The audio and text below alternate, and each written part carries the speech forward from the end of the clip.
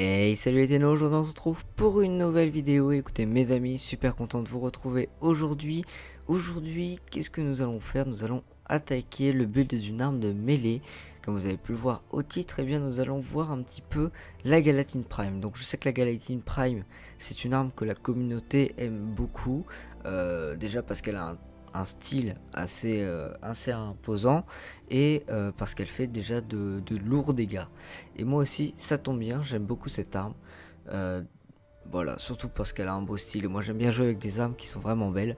Donc voilà, je vais vous montrer un petit build sur cette arme. Donc voilà, c'est mon build. Enfin, mon build, non, mais c'est le build que moi j'utilise. C'est pas forcément le build le plus optimisé, mais voilà, c'est un build que j'apprécie. Il y aura peut-être mieux, hein, forcément, puisque je n'ai mis qu'un format sur cette arme. Et il y aura forcément plus optimisé, je pense. Mais avant de parler du build, on va déjà aller regarder un petit peu les statistiques de l'arme. Allez, c'est parti. Donc niveau statistique, et bien écoutez, cette arme est vraiment super forte. On a pour l'attaque de saut, l'attaque murale et l'attaque tournoyante 330 de base, qui est déjà assez énorme. En chance de critique, on a 20%, ce qui est assez élevé. Coup de canalisation 5, dégâts de canalisation 1,5, ça on va pas vraiment le prendre en compte. Multiplicateur de critique de 2, ce qui est vraiment sympathique. En plus de ça, on a un haut statut 20% avec voilà, avec 20% de statut. Une vitesse d'attaque bon, qui est assez basse étant donné que bon, c'est quand même une arme lourde, donc faut pas déconner. 1 de vitesse, impact et perfo assez bas à 4,1, mais par contre on a du tranchant à 156,8, ce qui est vraiment assez élevé. Donc voilà, c'est une arme quand même qui a des stats vraiment hauts, des stats sur lesquels on pourra s'appuyer pour le statut et pour les critiques, et puis pour le tranchant par exemple, étant donné qu'elle a quand même un haut tranchant. Allez, on va tout de suite aller voir un petit peu le build que j'ai fait sur cette arme. Et puis bah voilà, plus rien à dire. Allez, c'est parti. Donc, niveau build, comme j'ai dit, j'ai mis un format sur cette arme. Voilà. J'ai mis Tempo Royal pour commencer. Donc voilà, c'est une posture que j'adore. Mais bien évidemment, si vous avez envie de changer cette posture, vous pouvez tout à fait la changer.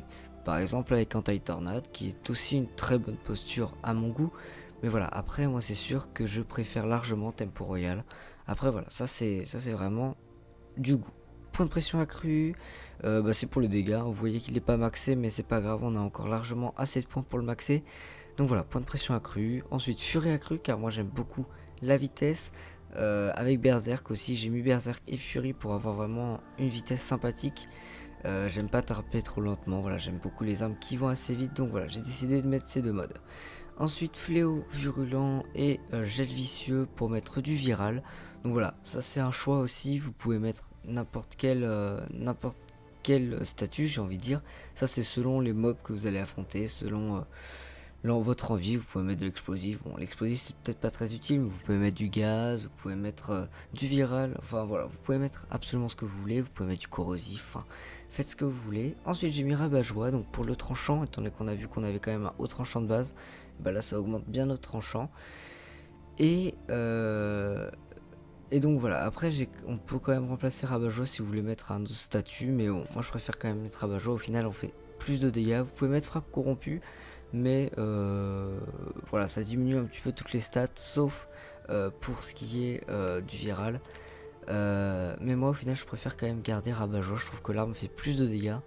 Donc voilà, après c'est un test que j'ai fait. Ensuite j'ai mis blessure suintante et décompte des morts. Donc voilà, ça c'est un combo que je pense que vous connaissez tous. Donc qui est vraiment très puissant. 45% de chance de statut se superpose avec le multiplicateur de combo, en sachant qu'on a plus 12 secondes de durée de combo, donc ce qui est vraiment sympathique. Donc voilà pour cette arme, on va tout de suite aller tester un petit peu le build dans le simulacre. Allez, c'est parti. Donc nous voilà dans le simulacre et eh bien écoutez, nous allons taper avec notre arme un petit peu sur plusieurs factions. Donc là on commence par un mitrailleur corrompu level 100. Donc à savoir deux choses. De une, j'ai pas changé le statut selon les factions parce que voilà, je sais pas pourquoi je l'ai pas fait lors du tournage de la vidéo. Donc vous pouvez savoir que selon la faction, vous pourrez faire un petit peu plus de dégâts si vous changez le statut. Et deuxième chose à prendre en compte, c'est que je n'atteins jamais, en tout cas pas sur cette vidéo, le multiplicateur de critique maximum, donc le multiplicateur de critique maximum qui me permet forcément de faire beaucoup plus de dégâts et qui est assez simple à atteindre en partie, étant donné que vous allez pouvoir taper sur plusieurs ennemis à la fois. Là, je n'ai pas tapé sur assez d'ennemis pour pouvoir atteindre ce multiplicateur de critique, donc on fait un petit peu moins de dégâts, tout simplement. Voilà, je fais moins de dégâts que ce que vous ferez normalement en game. Donc voilà, je vais vous laisser avec ces petites vidéos rapidou, et puis bah, moi je vous dis à la prochaine. Allez, tchuss et Zeno.